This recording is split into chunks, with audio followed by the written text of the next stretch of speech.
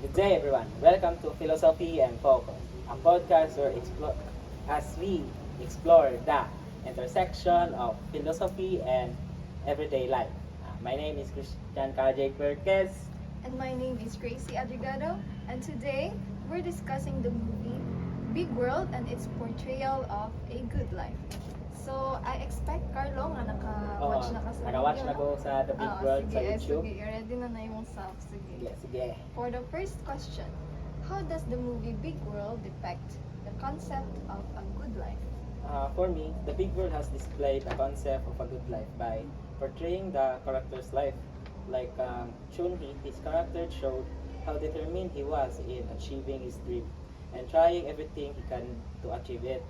And I believe you can say it is a good life if you have fulfilled the things that you want.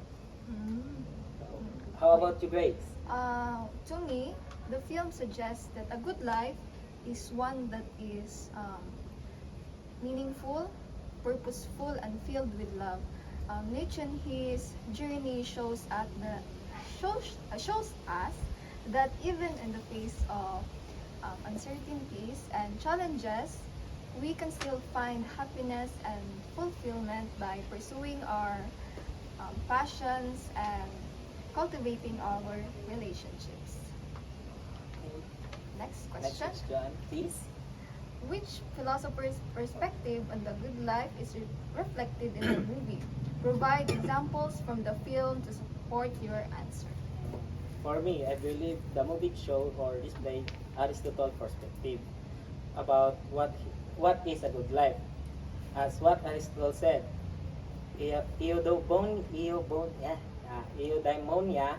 can be achieved with virtue and connection with others. The actor Chun-hee didn't let his condition or any struggle he faced to be a hindrance.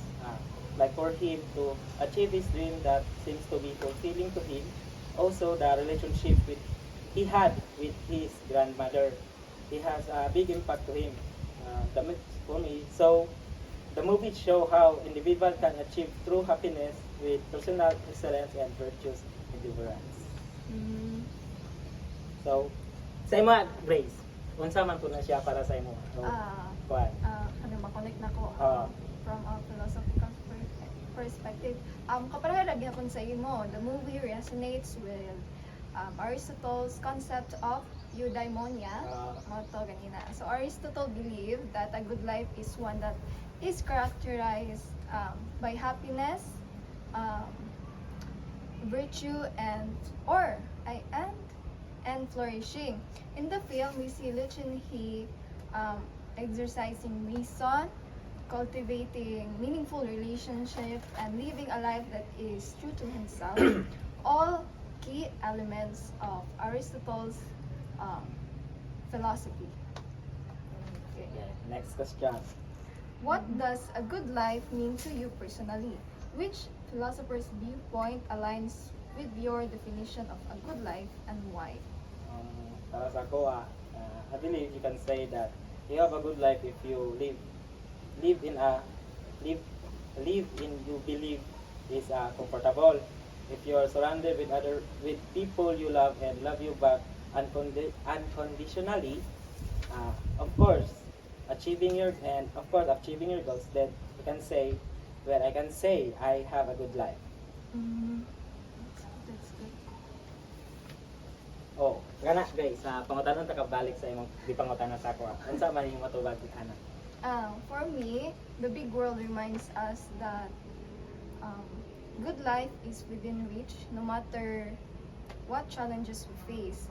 It's a powerful reminder that to focus on what truly matters, our relationships, our passions, and our personal growth. So, makonect na ko ni siya.